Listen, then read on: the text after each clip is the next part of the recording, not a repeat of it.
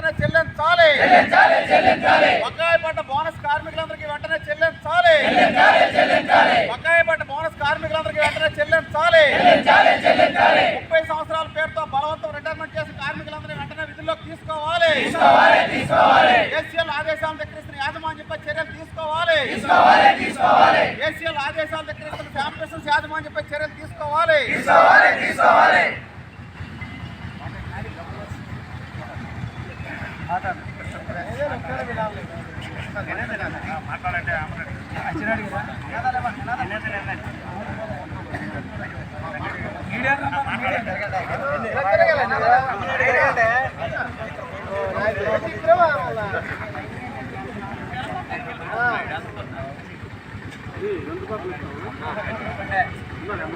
जिंदाबाद सीआईटीयू, जिंदाबाद सीआईटीयू, పోరాడి తీరుతాం, పోరాడి తీరుతాం. శ్యామకృష్ణ యాజమాన్యం మొండి వైఖరి నశించాలి. శ్యామకృష్ణ యాజమాన్యం మొండి వైఖరి నశించాలి. శ్యామకృష్ణ యాజమాన్యం మొండి వైఖరి నశించాలి.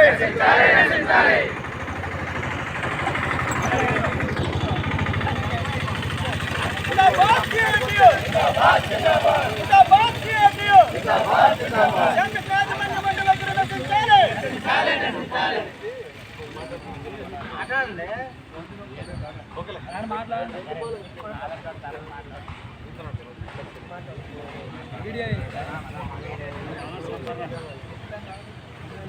जिंदाबाद सीआईटीयू, जिंदाबाद सीआईटीयू, విరమించుకోవాలని, పెండింగ్ బోనస్ పెండింగ్ వేతనం చెల్లించాలని, కార్మికుల సమస్యలు పరిష్కరించాలని, బలవంత రిటైర్మెంట్ ఆపాలని కోరుతూ ఈరోజు రణస్థలం మండలం తహసీల్దార్ కార్యాలయం వద్ద సిఐటి ఆధ్వర్యంలో కార్మికులు పెద్ద ఎత్తున ధర్నా చేపట్టడం జరిగింది.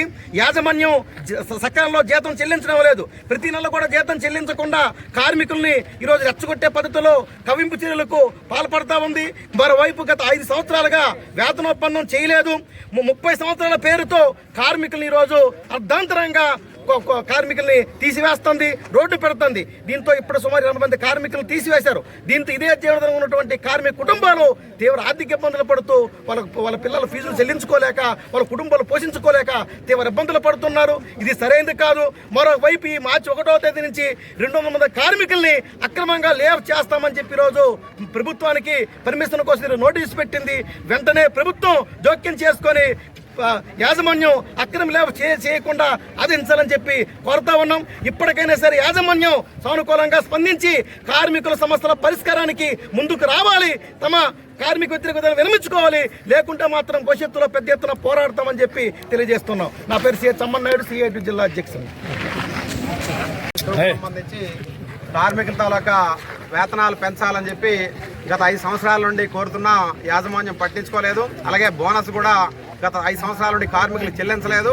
అలాగే గత 30 సంవత్సరాల నుండి పనిచేస్తున్న కార్మికుల్ని బలవంతంగా రిటైర్మెంట్ చేస్తే ఇప్పటికే దాన్ని ఆ స్టాండింగ్ ఆర్డర్స్ని రద్దు చేస్తూ విశాఖపట్నం జాయింట్ కమిషనర్ లేబర్ గారు తొలగించిన 30 సంవత్సరాల పేరుతో యాజమాన్యం అక్రమంగా తొలగించిన కార్మికులందరినీ వెంటనే విధుల్లోకి తీసుకోవాలని, బకాయి వేతనాలు కూడా చెల్లించాలని ఇచ్చిన ఆదేశాలు కూడా యాజమాన్యం అమలు చేయట్లేదు. అలాగే ఈరోజు ఫ్యాక్టరీలో పనిచేస్తూ అనేక కారణాలతో మృతి చెందిన కార్మికులకు సంబంధించి కూడా సుమారు 11 మంది కార్మికులకి నేటికి యాజమాన్యం నష్టపరిహారం చెల్లించకపోవడంతో ఆ కార్మికుల కుటుంబాలు వీధిని పడిన పరిస్థితి ఉంది.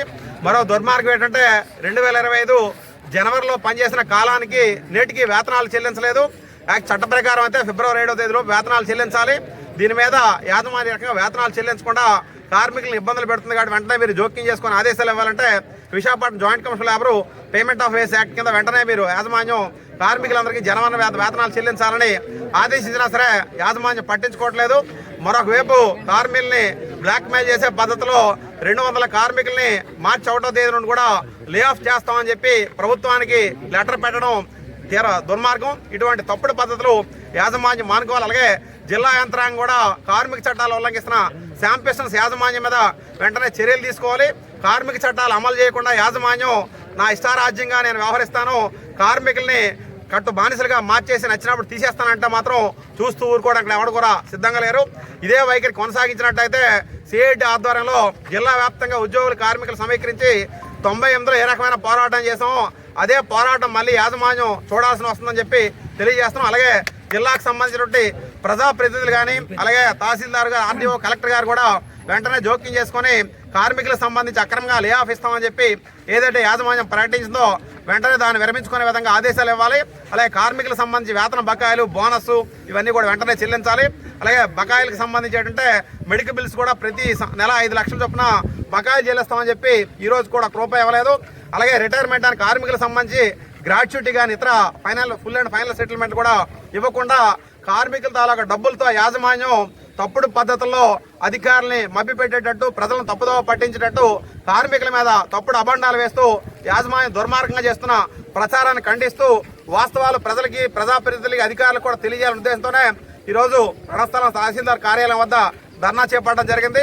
మేనేజ్మెంట్ ఇదే వైఖరి కొనసాగించినట్టయితే అవసరమైతే కలెక్టరేట్ ముట్టడి కార్యక్రమానికి కూడా సిద్ధంగా ఉన్నామని చెప్పి తెలియజేస్తున్నాం. ఎప్పటికైనా సరే ప్రభుత్వ యంత్రాంగం వెంటనే జోక్యం చేసుకుని కార్మికుల తాలూకా సమస్యలు పరిష్కారం చేసి పారిశ్రామిక శాంతి కాపాడాలని చెప్పి సిఐటిగా కోరుతున్నాం. పి తేజస్వరావు, సిఐటి జిల్లా ప్రధాన కార్యదర్శి. రణస్థలం మండలం ఉరసం వద్ద గల శామ్ పెస్టన్స్ యాజమాన్యం కార్మికుల మీద కక్ష సాధింపు చర్యలు చేస్తుంది. అలాగే 30 సంవత్సరాలు సర్వీస్ అని చెప్పేసి రాష్ట్రంలో ఏ ఇండస్ట్రీలో కానీ అలాగే ఏ గవర్నమెంట్లో కానీ ఎక్కడా లేని చట్టాన్ని తీసుకొచ్చి 30 సంవత్సరాల సర్వీస్ అనే పేరుతో 50 సంవత్సరాలు 55 సంవత్సరాలు ఉన్న కార్మికులను అర్ధాంతరంగా తీసేస్తుంది. ఇది పద్ధతి కాదని చెప్పేసి జాయింట్ కమిషనర్ ఆఫ్ లేబర్ ఇచ్చిన ఆదేశాలను కూడా అమలు చేయకుండా చట్టవిరుద్ధంగా ఈరోజు యాజమాన్యం వెళ్తుంది. అలాగే జనవరి నెల వేతనాలు కూడా ఇంతవరకు మేనేజ్మెంటు చెల్లించలేదు. అలాగే నూతన వేతన ఒప్పందం అనేది గత 6 సంవత్సరాలుగా కార్మికులకి ₹1 కూడా పెంచకుండా అదే జీతాలతో కక్ష సాధింపు చర్య చేసి అదే వేతనాలతో వర్క్ చేయించుకుంటుంది. దాని మీద కూడా యాజమాన్యం కూర్చొని చర్చించడానికి కూడా రావట్లేదు. దీని మీద జిల్లా యంత్రాంగం అలాగే ప్రభుత్వం కూడా దీని మీద చొరవ చూపించి వెంటనే యాజమాన్యం పైన చర్యలు తీసుకోవాలి. లేదు ఇదే పద్ధతిలో వెళ్తామంటే మేము కార్మికులుగా ఇంకా ఉధృతంగా కార్యక్రమాలు చేసి యాజమాన్యం మీద